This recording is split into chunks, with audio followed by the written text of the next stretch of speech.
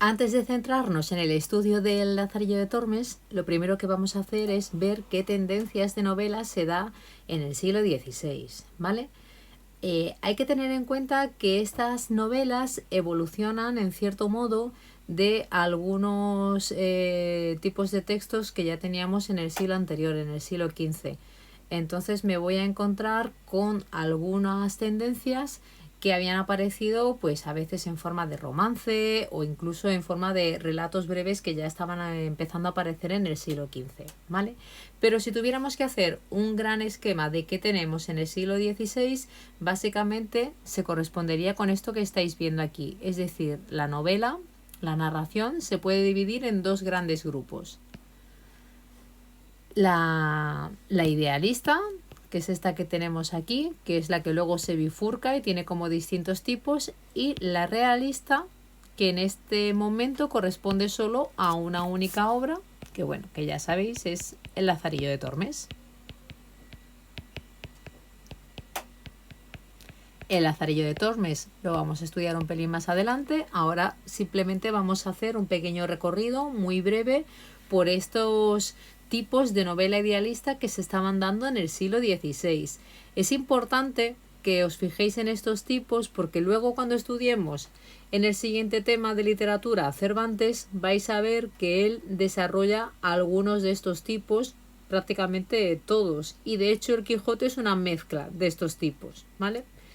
Así que vamos a ir viendo poquito a poco. El primer tipo es la novela bizantina. Novela bizantina que estaba caracterizada por ser una novela de aventuras en la que generalmente había dos protagonistas que eran una pareja de enamorados que tenían que solventar distintos tipos de problemas, percances, etcétera, para finalmente llegar a estar juntos, ¿vale? Era como una novela basada en muchas peripecias. La obra o el título más importante dentro de la literatura española de este subgénero es Selva de Aventuras de Jerónimo Contreras. Esta obra digamos que cumple todos estos requisitos de la novela bizantina. Finalmente sus protagonistas acaban juntos, pero tienen que salvar un montón de dificultades. Luego, el siguiente tipo era la novela pastoril.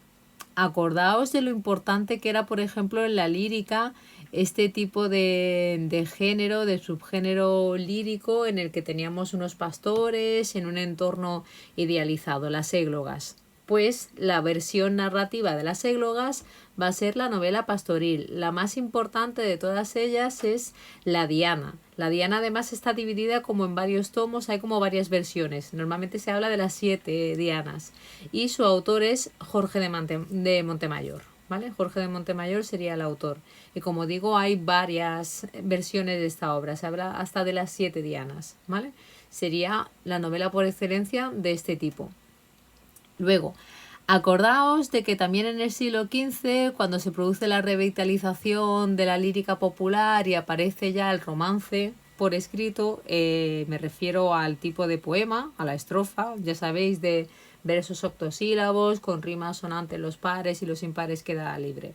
Ese tipo de romance, ¿vale? Pues cuando aparece, sabéis, os acordáis que uno de los tipos era el romance de frontera, el fronterizo, que trataba temas que eran propios de ese mundo de frontera, morisco, ¿vale? Pues tenemos también eso llevado a la novela, ¿vale? Tenemos novelas de carácter morisco que continúan con esa tradición.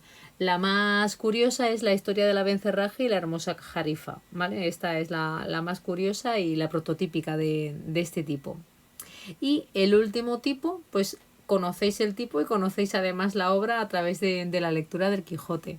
La novela de caballerías, que venía a ser una especie de evolución de los cantares de gesta, y la más importante, la obra más importante, y de hecho así aparece mencionado en el Quijote, era el Amadís de Gaula, ¿vale? Amadís de Gaula, que estaba firmado por García Rodríguez de Montalvo, pero que existen muchísimas versiones del Amadís, ¿vale? Se convirtió en un libro muy, muy, muy famoso y hay un montón de versiones, ¿vale?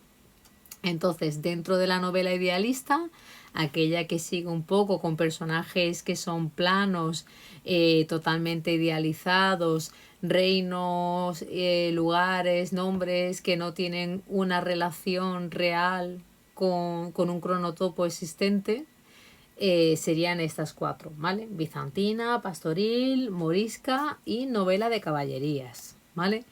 ¿Qué pasa? Que todas ellas pierden en cierto modo importancia ante la aparición de una que llama la atención de los críticos hoy en día, que es esta de la novela realista, porque la literatura ahí da un paso muy importante, ¿vale? Ya no se trata solo de presentar a personajes totalmente idealizados y estereotipados, sino que de repente aparecen personajes que son susceptibles de existir o de poder ser reconocidos, ¿vale? Aparece ese concepto de verosimilitud que va a ser el que impregne las letras, la literatura de la edad moderna y contemporánea, ¿vale?